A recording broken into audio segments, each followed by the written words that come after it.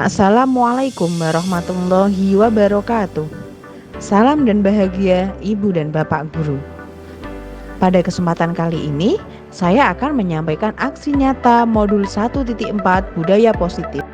Perkenalkan, fasilitator saya adalah Ibu Indriani Rohmaningsih. Pengajar praktik saya Ibu Silvia Diah Puspitasari. Dan saya sendiri Hani Mas Una sebagai calon guru penggerak Angkatan 10 Kabupaten Pati. Selamat menyaksikan. Bismillahirrahmanirrahim. Assalamualaikum warahmatullahi wabarakatuh. Waalaikumsalam warahmatullahi wabarakatuh. Alhamdulillahirabbil alamin wa bihi nasta'in wa ala umuri dunya waddin. Wassalatu wassalamu ala asrofil anbiya'i wal mursalin sayyidina wa maulana Muhammadin wa ala alihi wa sahbihi ajmain amma ba'd. Yang terhormat Ibu Kepala Sekolah SD Negeri Budiangan, Ibu Indah Gunturwati SPDSD, yang kami hormati Bapak dan Ibu Guru SD Negeri Budiangan, semoga selalu dalam keadaan sehat dan bahagia.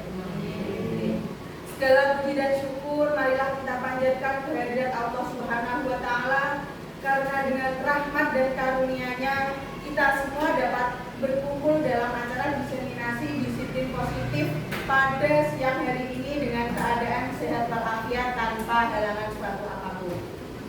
Shalawat serta salam semoga senantiasa tercurah kepada beliau Nabiullah Muhammad sallallahu alaihi wasallam. Semoga kita mendapat syafaatnya kelak di yaumil qiyamah. Amin amin ya rabbal alamin. Pertama kalinya saya ucapkan terima kasih kepada Bapak dan Ibu guru rekan-rekan SD Negeri Budiangan yang telah menyempatkan waktunya untuk mengikuti kegiatan diseminasi disiplin positif. Bahwasanya kegiatan yang saya lakukan di siang hari ini merupakan salah satu rangkaian dari kegiatan calon guru penggerak, di mana ada alur yang terakhir itu A, yaitu aksi nyata. Jadi di guru penggerak itu merdeka, M, E, R, D, E, K, dan A. Yang terakhir A-nya itu adalah aksi nyata. Di mana di aksi nyata modul 1.4 ini adalah disiplin positif. Tugas saya itu menyebarkan pemahaman kepada beberapa rekan guru yang ada di tempat saya mengajar. Seperti itu. Jadi saya ucapkan terima kasih yang sebanyak-banyaknya kepada teman-teman guru, karena di sela-sela kesibukannya persiapan penilaian sumatif sudah menyempatkan waktu untuk duduk di diskusi di sini. Jadi tema diseminasi pada siang hari ini adalah disiplin positif. Berbicara tentang disiplin, saya sendiri malu karena saya merasa kedisiplinan saya itu masih kurang. Nah, maka dari itu kita sama-sama perbaiki. Semoga apa yang akan kita bahas itu memberi kebermanfaatan untuk kita. Dan saya juga di sini nanti sifatnya sharing, kita diskusi saja, ya tidak usah terlalu formal. Karena apa? Justru malah Bapak dan Ibu guru semua yang sudah mendapat IKM, ya kemarin sudah minta IKM tentang kurikulum merdeka, terutama di materi disiplin positif. Justru malah saya sendiri yang belum pernah mengikuti BIMTEK IKM. Jadi nanti semisal ada yang saya sampaikan ada kekeliruannya, mohon nanti bisa diluruskan. Kita sifatnya sama-sama sharing, sama-sama belajar, bukan berarti saya yang cepat, saya yang paham, itu bukan deh. Apalagi di sini banyak ibu guru senior, guru yang mungkin mengajarnya sudah puluhan tahun, beda dengan kami yang masih muda yang mungkin mengajarnya itu baru 5 atau sampai 10 tahun ya, belum sudah ada 10 tahun belum ada. Nah, apalagi saya baru 5 tahun, dulu mungkin 6 tahun ya Bu ya.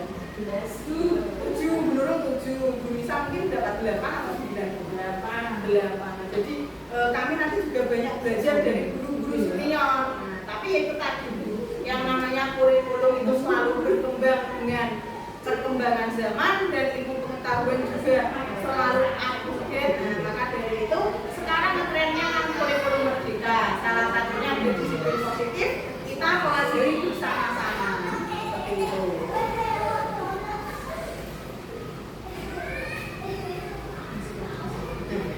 Sekarang untuk memulai kegiatan hari ini akan dimain coba lakukan. Jadi di sini ada 2 orang yang memeragakan boleh sambil duduk, tidak apa-apa. Saya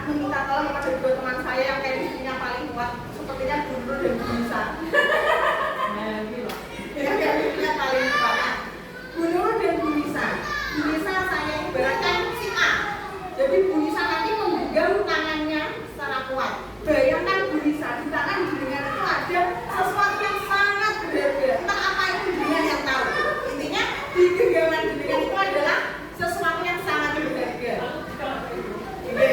Nah, sesuatu yang sangat berharga. Jadi Anda nanti itu mempertahankan yang ada di tangan jenengan supaya tidak diambil oleh orang lain karena kan berharga yang paling penting untuk kehidupan Anda kan. Tugasnya Bu Nurul nanti merayu Bu Nisa supaya Bu Nisa mau membuka tangannya atau memberi apa yang di dalam genggamannya Bu Nisa kepada Bu Nurul. Seperti itu. Bu Nurul nanti boleh sambil beliin Bu Nisa, boleh sambil negosiasi atau nanti tak tukar dengan uang sekian, nah boleh nanti. Pokoknya Bu Nurul nanti itu merayu Bu Nisa supaya Bu Nisa mau membuka tangan dan Bu Nisa nanti tugasnya mempertahankan kepala itu. Nah dan nantinya baik membuka atau penutupan kita tidak tahu, terserah Bu Nisa ya berarti. Nah sekarang boleh dipraktekkan Bu Nisa, nanti Bu Nurul silakan negosiasi. Nah, silakan berdebat-debat yang dapat terlanjur duduk. Oke, ambil saja ya di dalam Anda. Nah silakan Bu Nurul boleh merayu. Wah,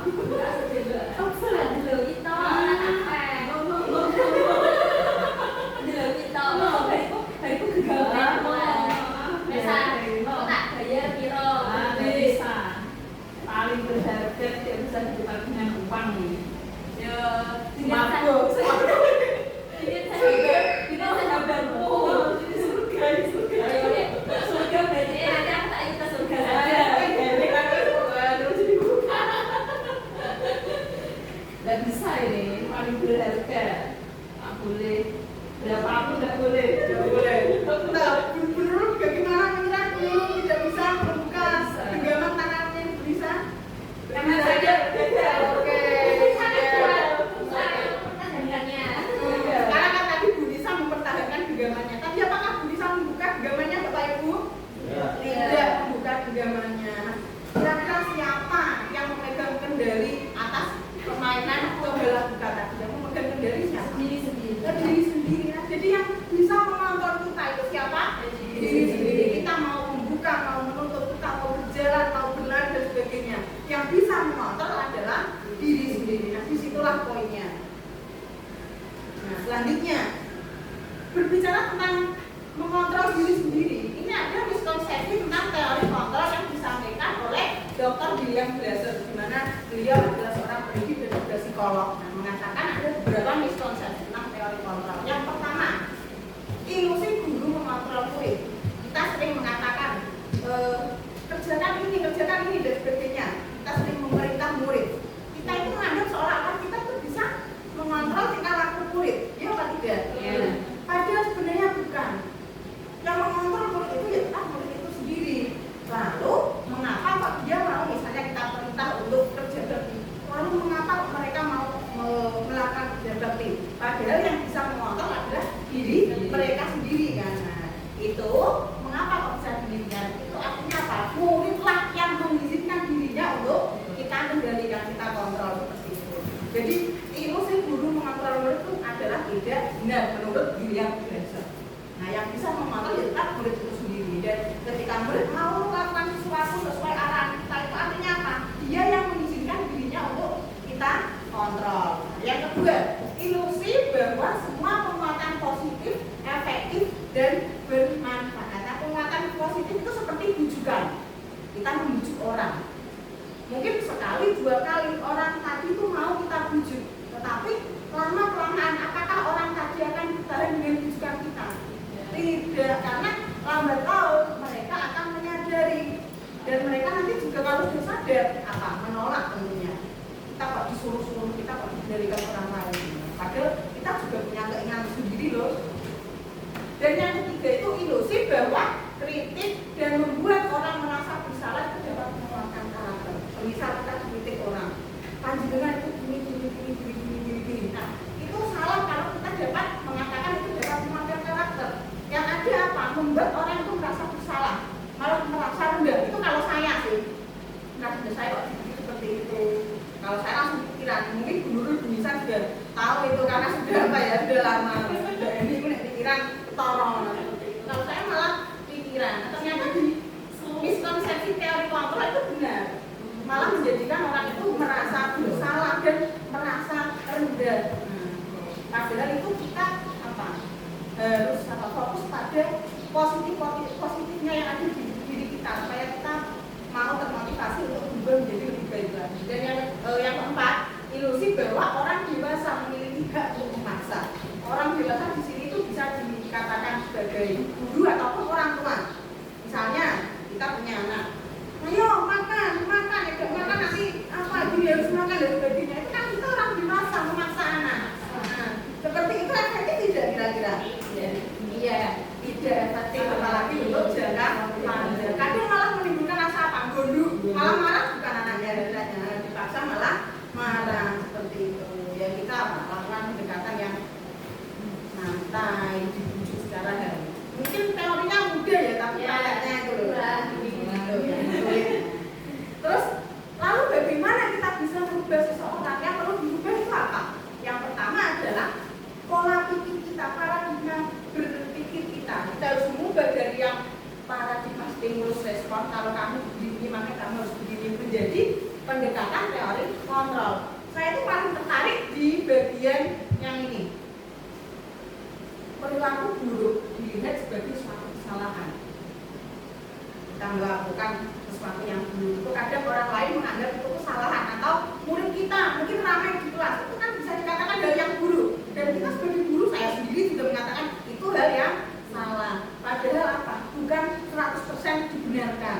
Bisa saja anak tadi ramai itu karena dia punya maksud dan tujuan tertentu. Karena kan orang lain itu bukan orang lain saja, kita melakukan sesuatu itu kan ada dasarnya, ada tujuannya. Kita melakukan ini karena kita ingin begini. Dan yang teori kontrolnya itu semua perilaku memiliki tujuan. Dia ramai itu dia punya tujuan. Kita apa? Ingin cari perhatian kepada dunia. Karena mungkin ya ini di rumah kurang perhatian orang tuanya sibuk atau apa. Jadi mencari perhatian lewat dunia. Makanya tidak jarang kalau anak-anak itu mungkin manja kepada kita, apalagi yang kelas 1. Ini dan sebagainya. Terus juga ada lagi orang lain bisa mengontrol saya. Padahal yang benar yang bisa mengontrol siapa? Diri sendiri. Dan ini juga penting. Yang pertama, realitas atau kebutuhan kita sama. Yang benar apa? Kebutuhan kita berbeda. Saya butuhnya seperti ini, saya ingin seperti ini. Pandangan juga sama. Nanti pengennya seperti apa? Nanti proses yang pandangan lalui juga akan berbeda. Ya, karena tadi balik lagi ke kebutuhan kita berbeda. Kemudian kita berefleksi sekarang. Berefleksi kita tanya ke diri kita sendiri. Nah, bagaimana kita berperilaku? Mengapa kita melakukan segala sesuatu? Terus apakah kita melakukan sesuatu karena adanya dorongan dari lingkungan atau ada dorongan yang lain? Misalnya, kenapa kok kita menjadi guru? Kira-kira kenapa? Dapat bisikan. Jadi ada dorongan dari siapa? Ada dorongan dari siapa? Bisikannya itu mungkin berbisik kepada diri kita sehingga kita sadar, tergerak. Iya, ternyata pekerjaan menjadi guru itu enak sekali, selain kuliah. Ternyata enak sekali, luwes. Apalagi kalau ibu setengah hari pulang, nanti sampai rumah bisa main bersama keluarga dan sebagainya, dan bisa disamping dengan usaha mungkin beda seperti itu. Mengapa kita melakukan segala sesuatu? Kita mengajarkan apa? Ya kebutuhan kita tadi. Kita mungkin butuh biaya, butuh uang. Kita butuh uang untuk kehidupan. Menjadi ladang pekerjaan kita. Sebagai rumah kedua lah ibaratnya di tempat kerja itu. Nah, apakah kita melakukan sesuatu karena adanya dorongan dari lingkungan atau ada dorongan dari orang lain? Ya, kadang kita bisa menjadi guru itu karena dimotivasi orang lain atau orang tuanya. Orang tua buat mereka orang tua. Juga orang tua. Kalau Pak Guru mungkin dorongan dari mana Pak Guru? Dari orang tua. Lama-lama saya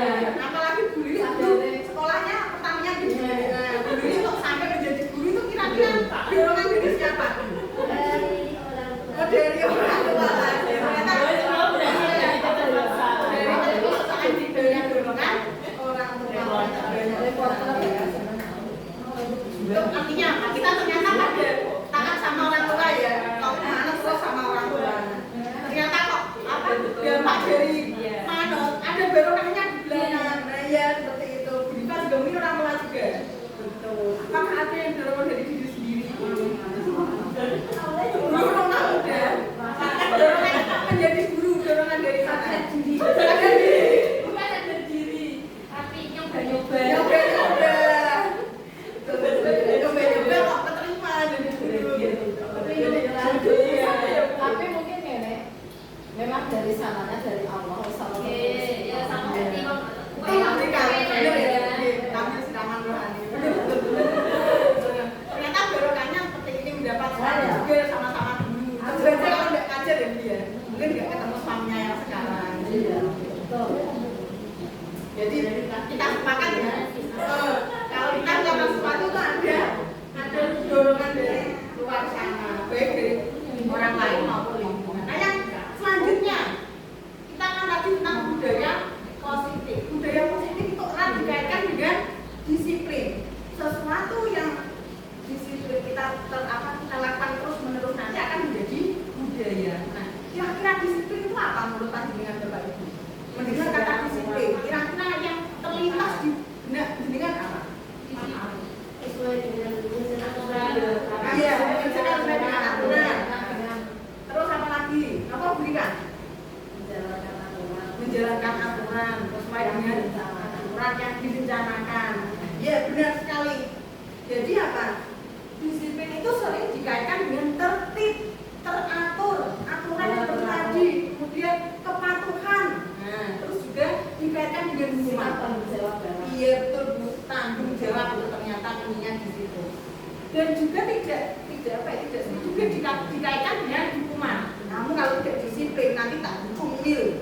Kamu kalau tidak disiplin nanti akan ini loh, akhirnya ini Keluar dari dirinya sendiri. iya keluar dari dirinya sendiri seperti itu. Padahal dirinya rasa apa ya, tanggung jawab dan beban moral beban moral. Jadi yang panjenengan jawab itu semuanya benar. Jadi di benak kita itu juga sudah paham disiplin itu apa. Disiplin itu dikaitkan dengan bentuk kontrol diri agar dapat mencapai suatu tujuan mulia yang mengacu pada nilai-nilai atau prinsip-prinsip mulia yang dianut seseorang. Kita namakan nilai-nilai yang tadi itu adalah nilai kebajikan. Selanjutnya, nilai kebajikan adalah sifat-sifat positif manusia yang merupakan tujuan mulia yang ingin dicapai setiap individu. Nah, sifat positif kira-kira apa Bapak Ibu? Positif, sifat positif manusia.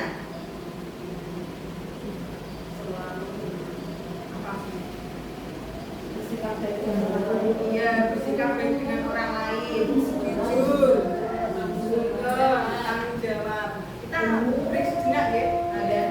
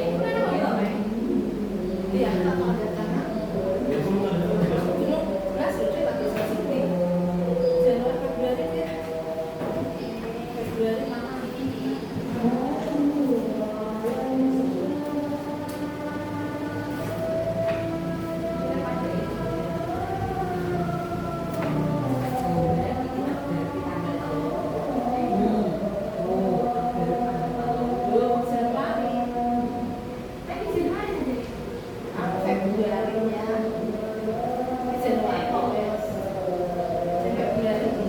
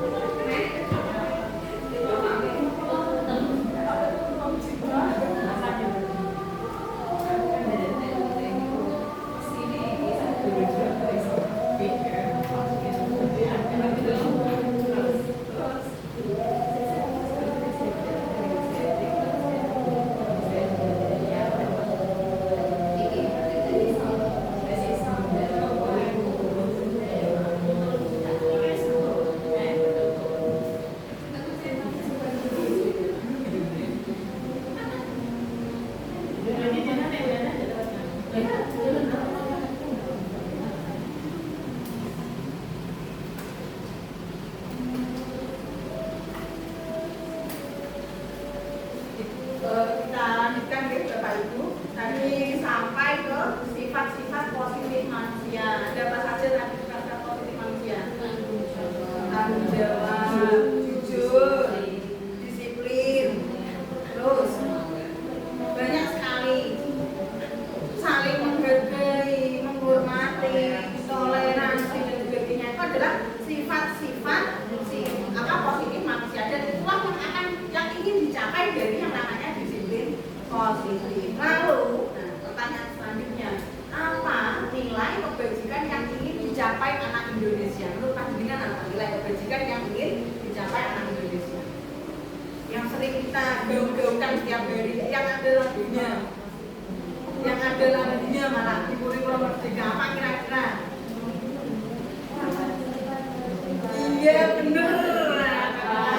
Betul. Nah, nilai kebajikan yang ingin dicapai anak Indonesia itu benar sekali, Budi Sansi, pelajar Pancasila. Benar ya Budi Sansi sudah mendapat IKM yang pertama kali. Benar, itunya gimana sampai sekarang ingat. Saya dengar juga sering menyanyi bersama murid-muridnya. Ada berapa dimensi? 6 ya. Ada yang namanya beriman, bertakwa kepada Tuhan Yang Maha Esa dan akhlaknya yang mulia. Ada berkebinekaan global, bergotong royong, kreatif, kreatif dan mandiri. Itulah nilai-nilai kebajikan yang ingin dicapai anak Indonesia. Itu. Nah, apakah nilai kebajikan hanya ini saja? Tidak. Banyak sekali nilai kebajikan. Ini contohnya dari organisasi The Victus Project. Proyek nilai-nilai kebajikan. Ada yang namanya peduli, kebersihan, percaya diri, itu juga nilai positif, kedermawan, jujur tadi yang sudah kita bahas bersama, ketegasan, pengertian, kedamaian, banyak sekali nilai-nilai positif. Ini yang nilai-nilai positif lah, yang nilai-nilai positif itulah nilai kebajikan. Jadi tujuan dari pelaksanaan disiplin positif itu adalah terciptanya nilai kebajikan, tanamnya nilai kebajikan dalam diri kita. Nah, kembali ke perilaku yang sempat kita bahas tadi, ada 3 motivasi perilaku. Kita melakukan sesuatu itu ada motivasinya. Yang pertama, untuk menghindari ketidaknyamanan atau hukuman. Misalnya ini, kita mengerjakan PMM yang sekarang. Kita mengerjakan PMM itu kita melakukan itu karena apa? Ya itu menghindari hukuman atau ketidaknyamanan. Kalau kita tidak mengerjakan PMM, kita tidak keluar SKP dan sebagainya. Ya tidak. Ya. Nah, kita setuju ya, keterpaksaan. Tapi lama-lama juga nanti akan biasa. Karena itu sudah menjadi salah satu tugas kita sebagai guru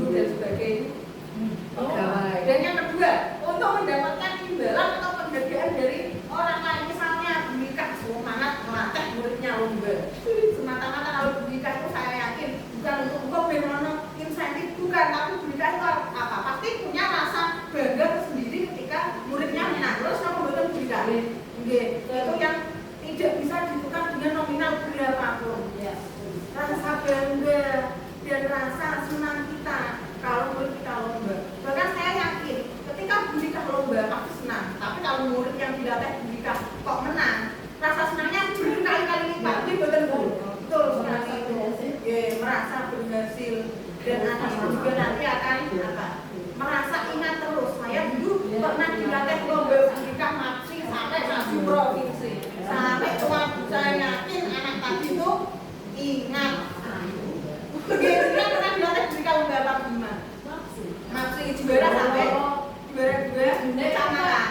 Iya, malah dapat nomor Luar biasa. Ternyata muridnya sekarang menjadi teman kerja.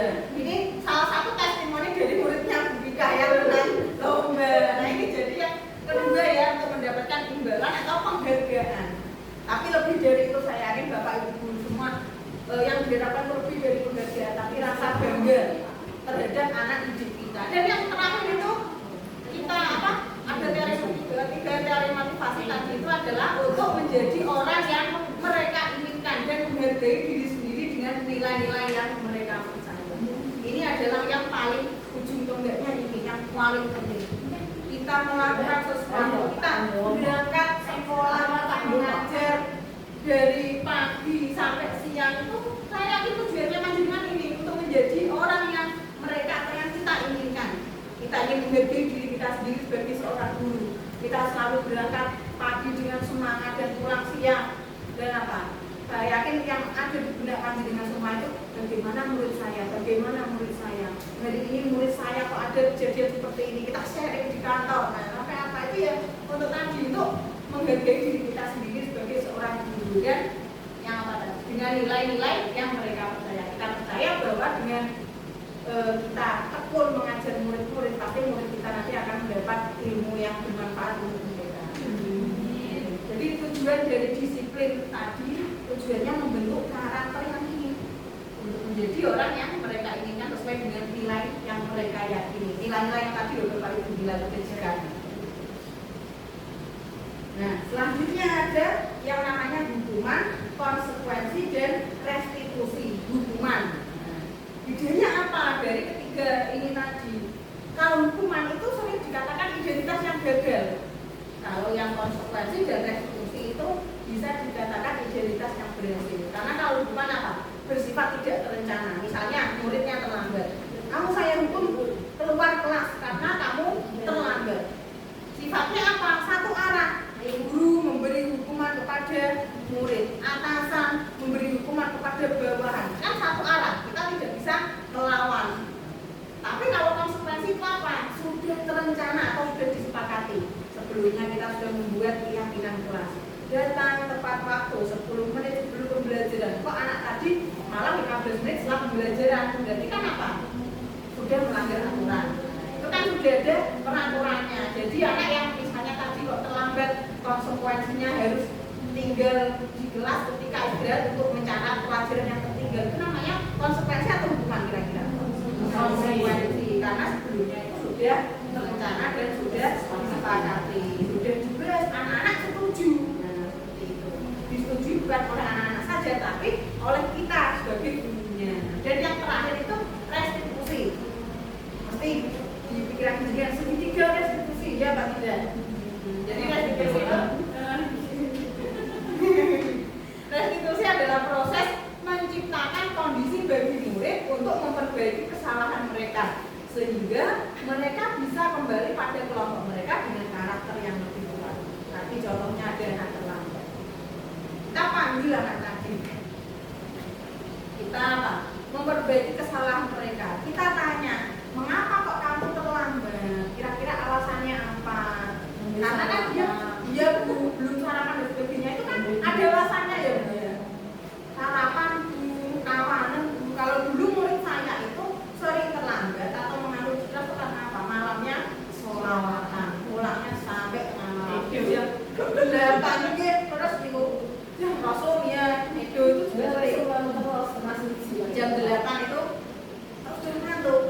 Kita panggil anak tadi, kita menerapkan yang namanya segitiga restitusi sehingga dari kesalahan tadi anak memperbaiki dirinya sendiri. Bukan kita yang memberi saran, tapi anak tadi yang menemukan sarannya sendiri.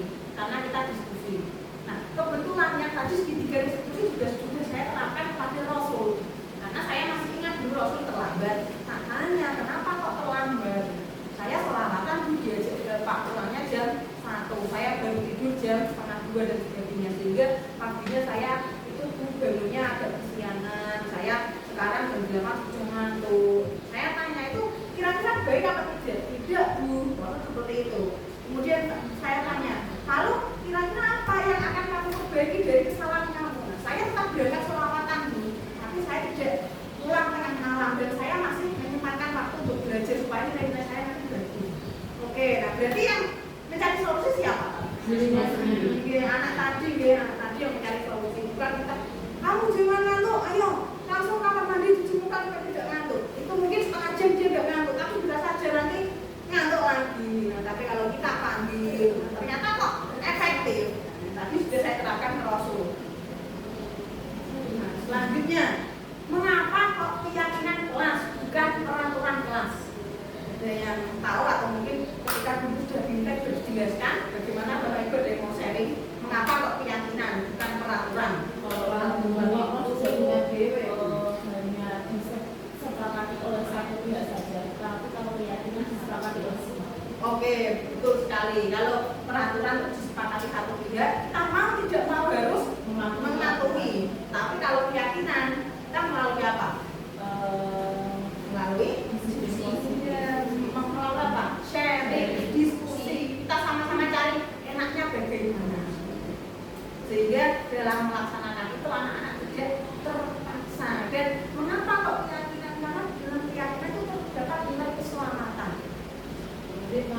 Kita sama-sama yakin kalau ini baik. Kalau kita sudah yakin sudah masuk ke dalam diri kita sendiri, sudah tertanam ke diri kita. Saya yakin dalam melaksanakannya tentu akan mendapat kemudahan dan berjalan lancar karena bukan peraturan. Kalau peraturan kan kita mau tidak mau harus tunduk patuh dan sebagainya. Tapi kalau keyakinan kita yang menyepakati dan kita yang melaksanakan bersama-sama. Ini yang nanti mungkin akan saya terapkan karena saya yakin Bapak Ibu sudah menerapkan ini ya, tahapan menyusun keyakinan kelas mungkin untuk merefresh kembali yang dulu sudah panjenengan pelajari. Yang pertama tentu warga sekolah menyurahkan pendapat. Warga sekolah terdiri dari siapa saja ya? Guru, kepala sekolah, murid, dan semua penjaga tenaga pendidikan. Nah, semua elemen yang ada di sekolah, warga sekolah. Kalau misalnya keyakinan kelas yang kita diterapkan yang akan kita terapkan di kelas itu yang berperan siapa? Kita dan murid. Tahapan untuk menyusun keyakinan kelas contohnya apa? Pertama, warga sekolah menyurahkan pendapat. Anak-anak kita berperan pendapat. Ayo anak-anak, kita akan membuat yang namanya keyakinan kelas. Siapa yang mau usul? Si A usul, si B usul, si C usul. Masuk beberapa usulan, banyak usulan. Tugas kita kemudian apa? Mencatat semua masukan yang diberikan oleh anak-anak dan kita sendiri. Kalau sudah ada masukannya, kita susun keyakinan sesuai prosedur. Masih ingat menyusun keyakinan sesuai prosedur. Jangan menggunakan kata yang apa? Negatif. Negatif, betul sekali. Jangan menggunakan kata negatif. Misalnya gini, jangan berlama-lama di depan kelas, tidak boleh ramai. Anak-anak malah apa? Ramai karena seperti di perintah. Kita misalnya begini, kita ubah dari kata-kata jangan ramai di kelas menjadi apa saja tepatnya. Jangan ramai di kelas. Selalu kondusif di dalam kelas. Betul, bisa selalu kondusif di dalam kelas atau nanti Pelajaran berlangsung. ketika pelajaran berlangsung bergaya yang berbicara dan sebagainya menggunakan kata-kata positif karena kata-kata negatif itu apa? Tidak efektif, malah seolah-olah kalau dipenuhi malah apa? Seperti dikurung seperti itu. Kalau sudah kemudian kita tinjau daftar curah pendapat tadi, kita tinjau, kita amati satu persatu kira-kira yang paling penting mana kita taruh paling atas dan selanjutnya nanti menyesuaikan. Terus setelah itu kita tinjau bersama-sama dengan murid. Anak-anak ini sudah ada ya 10 keyakinan kelas kita. Ada yang tidak setuju, ada yang perlu diperbaiki. Misalnya sudah sepakat. Kalau sudah sepakat, biasanya Bapak Ibu itu kreatif membuat di Canva sekarang kan apa ya trennya Canva. di print, dicetak, kemudian ditempel di kelas. Atau kalau ingin agak repot sedikit, tapi melibatkan banyak anak, kita bisa menggunakan kertas buffalo, kemudian kita tempel satu-satu, kita libatkan anak itu juga bisa. Yang penting nanti ditempel sebagai apa? Untuk pengingat kepada kita kalau kita itu punya keyakinan ini loh.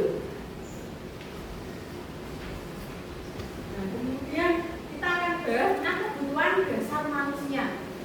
Kebutuhan dasar manusia itu apa? Yaitu segala sesuatu yang kita lakukan untuk mendapat apa yang kita inginkan. Kebutuhan dasar, saya ulangi, segala sesuatu yang kita lakukan untuk mendapat apa yang kita inginkan. Tadi kebutuhannya sama atau berbeda, ya?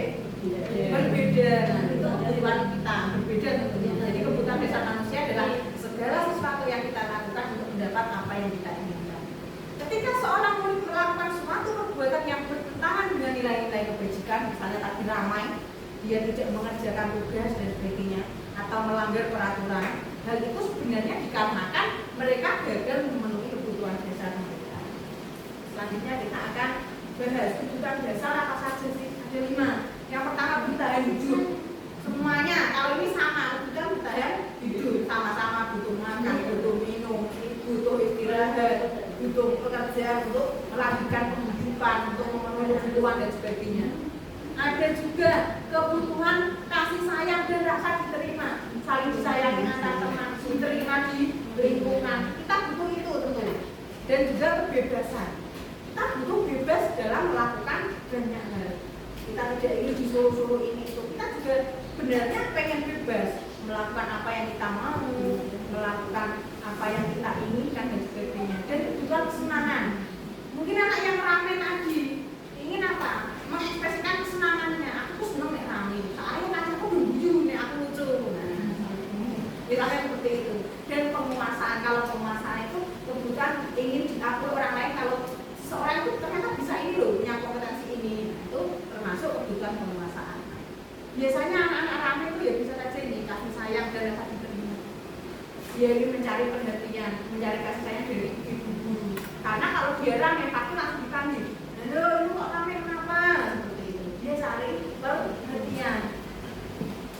Terus ada lagi anak-anak tidak mengerjakan PR. Kira-kira kenapa kalau dia bisa melakukan tidak mengerjakan PR? Kira-kira kebutuhan dasar apa yang belum mereka penuhi?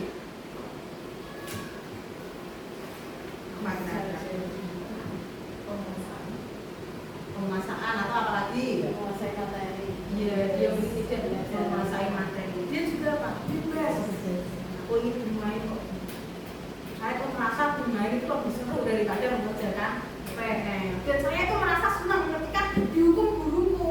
Kalau saya tidak mengerjakan PR, saya kan dihukum di luar kelas. Saya itu senang karena apa? Bisa jagungan di luar, bisa ngobrol di luar, bisa main. Nah iya, ada tidak seperti itu? Banyak. Nah, senang dia kalau mengerjakan PR karena dihukum. Banyak sekali. Jadi dia seperti itu karena kebutuhan dasarnya belum terpenuhi.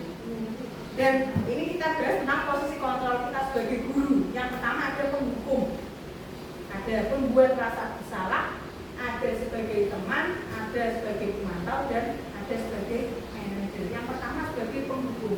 Anak terlambat kasusnya, terlambat 10 menit.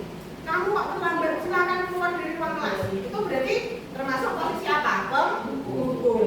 Yang kedua, pembuat rasa bersalah. Kamu kok terlambat kenapa? Apa kamu tidak kasihan kepada gurumu yang tadi sudah datang tepat waktu, sudah mengajar? Kamu tidak kasihan pada teman-temanmu yang sudah sudah mendengarkan pelajaran, sehingga bu guru harus memberi perhatian ke kamu, memotong kebutuhan belajar teman-teman. Harusnya kan tadi sudah sampai halaman sekian, tapi gara-gara kamu terlambat, bu guru pak guru harus menasihati kamu dulu sehingga waktunya pulang. Dan juga gini, kamu tidak kasihan sama orang tuamu yang sudah bekerja, sudah lelah bekerja untuk mencari uang menyekolahkan kamu, tapi kok anaknya malah terlambat. Itu berarti membuat rasa bersalah. Kalau teman masuk terlambat, kamu kok terlambat kenapa? Karipanku tadi malam bagi sholawatan misalnya, ya sudah duduk, sudah jangan diulangi lagi ya.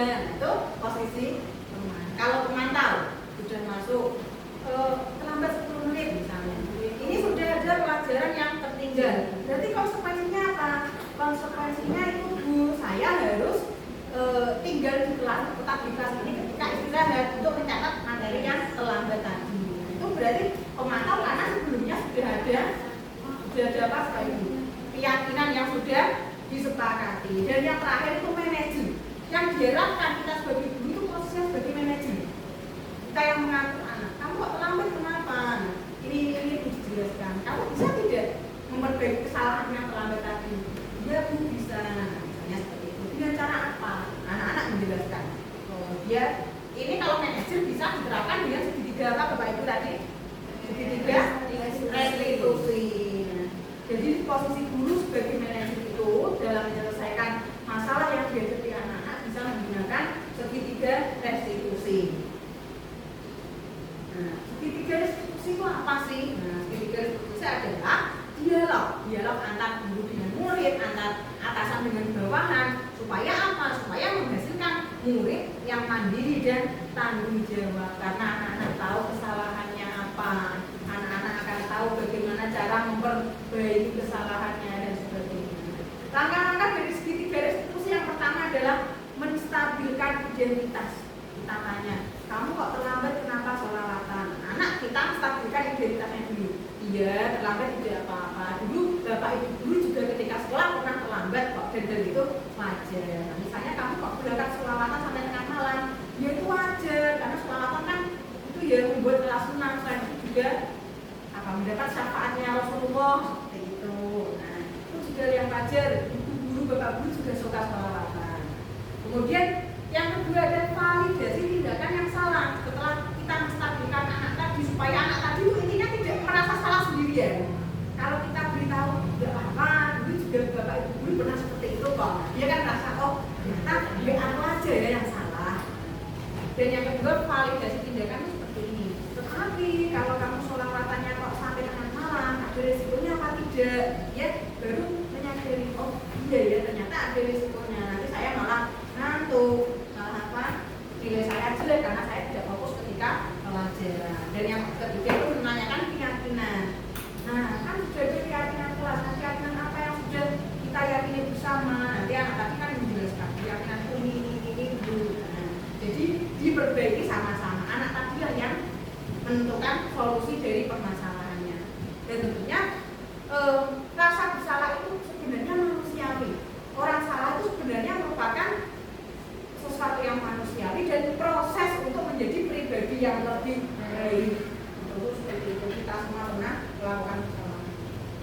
Nah, sebelum yang terakhir kan ada contoh kasus Ibu Dewi sedang menjelaskan pelajaran bahasa Inggris di papan tulis. Namun beliau memperhatikan bahwa Fajar malah tidur-tiduran dan tampak acuh-acuh pada pelajarannya. Kita sering ya mengajar ada anak yang nangis diri dan menampilkan pelajaran. Kita panggil anak tadi, Fajar coba jawab pertanyaan nomor 3, maju ke depan dan kerjakan di papan tulis. Misalnya murid yang acuh tak acuh, kira-kira kalau maju bisa tidak Bapak Ibu? Tidak bisa tentu. Sampai nanti sore pun saya yakin juga tidak bisa mengerjakan karena memang dia tidak minat, dia memang tidak bisa. Sosok mikir, bener karena sosok mikir. Nah kesannya seperti itu. Dan sesampainya di papan tulis, Fajar hanya terdiam terpaku sambil memegang buku bahasa Inggrisnya dan memainkan spidolnya. Ada yang berpengalaman seperti ini? Iya, sering. Banyak Fajar di sekeliling kita ya. Ayo Fajar, makanya jangan tidur-tiduran. Lain kali perhatikan, sudah sore kembali. Kira-kira siapa yang bisa? Tentu bunyinya seperti itu. Fajar pun kembali duduk di bangkunya. Hal seperti ini sudah sering kali terjadi pada Fajar. Seperti tidak memperhatikan acuh tak acuh dan nilai-nilainya pun tidak terlalu baik untuk pelajaran bahasa Inggris. Pada saat itu oleh Ibu Dani, Fajar hanya menjawab, tidak tahu Bu. Ibu Dani menjawab ini, gimana kamu Fajar? Kamu tidak kasihan sama ibu ya? Ibu sudah capek-capek mengajarkan kamu, tidak kasihan sama ibu. Dan Fajar pun hanya diam membisu. Alam mana ini ya, bukan sopan, tapi ngoten nggih Fajar. Sekarang pertanyaannya, kira-kira posisi kontrol apa yang diambil oleh Ibu Dani dalam pendekatannya pada Fajar? Sebagai apa? Pendukung, pembuat rasa bersalah, teman, pemantau atau manajer? Pembuat merasa bersalah. Dari dialognya terakhir ini, gimana kamu mengajar? Kamu tidak kasihan sama ibu guru. Ibu sudah capek-capek mengajar loh. Itu kan pembuat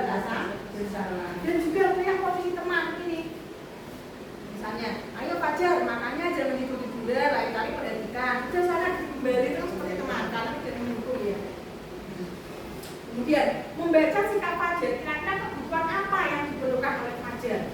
5 kebutuhan dasar tadi yang diperlukan Fajar kira-kira apa? Rasa kasih sayang atau perhatian mungkin. Terus apa lagi?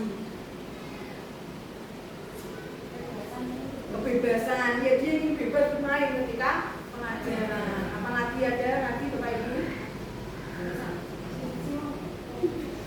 Kesenangan, penguasaan, ya dia belum menguasai materi juga. Dia ramai, dia tidak bisa ya karena tadi dia belum menguasai materi, dia tidak konsentrasi, dia senang bermain dengan temannya dan perlu kasih sayang dari gurunya. Untuk ini oleh diajari satu-satu, tapi murid kita banyak. Nah itu. Kalau kita mengajari yang satu nanti yang satu berdoa. Itu apa? Tidak enaknya murid terlalu banyak. Tapi semangat dia tetap semangat daripada yang sedikit. Tentu yang membedakan kita nantinya juga lebih banyak ya, bukan muridnya banyak. Itu ya. Bila mana Ibu Dani mengambil posisi pemantau, masih ingat ya posisi pemantau, apa yang akan dilakukan atau dikatakan olehnya? Pertanyaan seperti apa yang akan diajukan? Posisi pemantau kira-kira apa? Ingat mungkin posisi pemantau kira-kira mungkin Ibu Dani begini, kamu kok tidak mendengarkan, tidak bisa, jadi konsekuensinya apa? Saya tulis ini 10 kali misalnya, itu kan sebagai pemantau. Dan apabila Anda adalah kepala sekolah di sekolah Fajar dan mengetahui hal ini, bagaimana tindak lanjut Anda? Ini untuk berita ini yang perlu ditawari kepala sekolah tidak mau. Kira-kira sambil jawab saya. Kira-kira yang Anda lakukan kalau tahu ada murid yang seperti itu? Kurang konsentrasi. Apa pilih? Dipanggil di kantor, benar itu. Dipanggil di kantor, dibina. Nah itu sama halnya dengan segitiga restitusi. Tadi terima kasih Bu jawabannya betul sekali ya. Kalau kita mungkin nanti kalau ada yang jadi pemimpin sekolah bisa dipanggil, ditanya. Ini orang dulu. Belok sebelum yang terakhir itu sudah selesai ya Bapak Ibu. Saya akan memperlihatkan video. Mungkin ada yang sudah pernah melihat.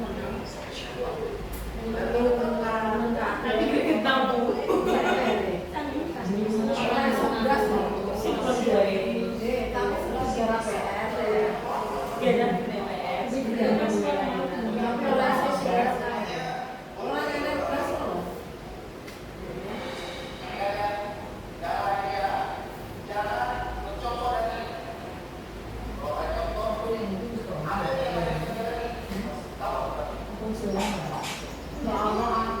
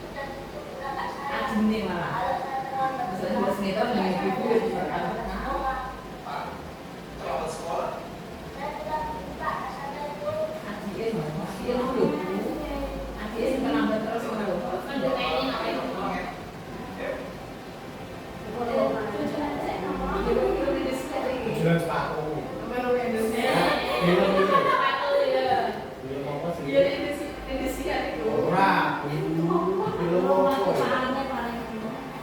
Film apa lagi? MNC. Movie apa? Orang biasa kan bicara apa, Mas? Orang bisa. Joshua. Film itu.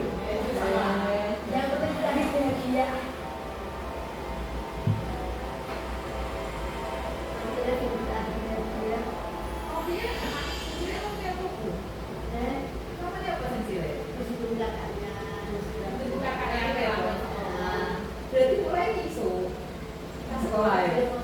SMP Sivan.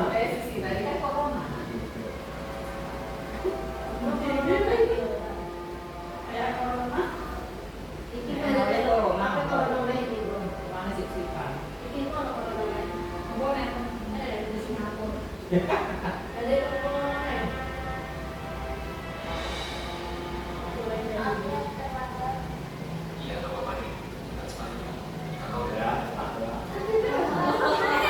Ini temanya asik ya.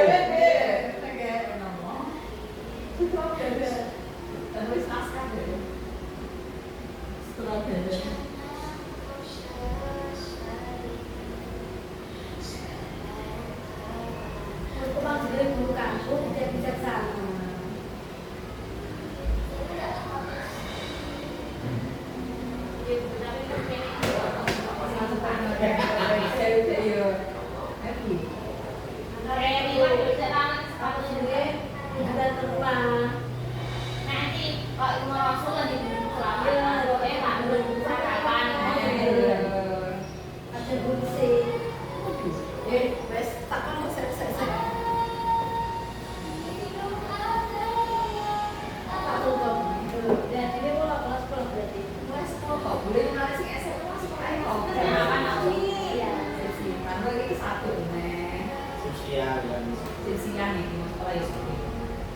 Ini penjagaan Pak Guru ini. Pak Guru ini Bu, ini piye Bu? Belune Bu. Soale dia apa? Ini goreng tempe kok. Belune iku bosok ora kok belune. Orang dia mau terus ngapong tangannya.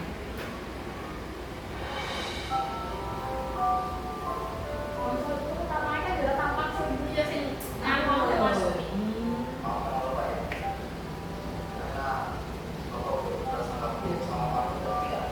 Visit. Kalau begini kan. Menggunakan malu. Iya makane keluar dia. Aku wong tempe wis kok eleng marane ku sepatu kasanan karo. Lho aku lagi medhot sepeda aku tak jaga aku do mlayu marah sapa. Jarang kalau pas tangannya padha. Terus kamu Pak Ane tak kandani sesuk aku memek tapi aku terus ya. Lalu aku biji yang lagi ngomongnya aku. Gitu nggih. Dia bilang aku itu lain. Aku iki aku anake Saifuddin Ika parane. Ya apa Gurika Saifuddin. Padahal aku wis pengen tamu. Ya apa mau ngomong kepala keluar. Terus Gurika malah ini. Padahal aku ini ya. Nanti saya tanda tak parane dia. Ya Bapak Ibu, tadi sudah kita lihat ada video anak yang kira-kira posisi gurunya sebagai apa tadi dia Bapak? Penghukum, lagi, dan sebagainya. Dan salahnya mungkin yang perlu diluruskan ya Bapak tadi kenapa kok tidak mau mendengarkan penjelasan. Mungkin itu bisa kita terapkan ke diri kita masing-masing. Kalau nanti kok kamu terlambat, kita tanya kenapa kok kamu bisa terlambat? Siapa tahu permasalahannya tadi kita bisa selesaikan bersama-sama. Jangan hanya apa ya? Menyerahkan murid. Kita dengarkan dulu masalahnya, murid kenapa kok bisa terlambat seperti itu. Banyak ya hikmah yang dapat kita ambil. Ada yang mau sharing mungkin dari pengalamannya atau tukar pendapat, pengalaman dulu pernah bagaimana atau mau merefleksi hasil dari menonton film tadi. Tidak ada? Oke, kalau tidak ada tentunya saya mengucapkan terima kasih yang besar-besarnya belajar bersama. Saya pribadi mohon maaf apabila dalam perkataan ataupun penyampaian kurang bisa kurang jelas atau kurang bisa dipahami. Saya mohon maaf karena sama-sama saya juga masih dalam tahap belajar. Cukup sekian yang dapat saya sampaikan. Selamat melanjutkan aktivitas kembali Bapak Ibu. Terima kasih atas waktunya. Saya ucapkan Assalamualaikum warahmatullahi wabarakatuh.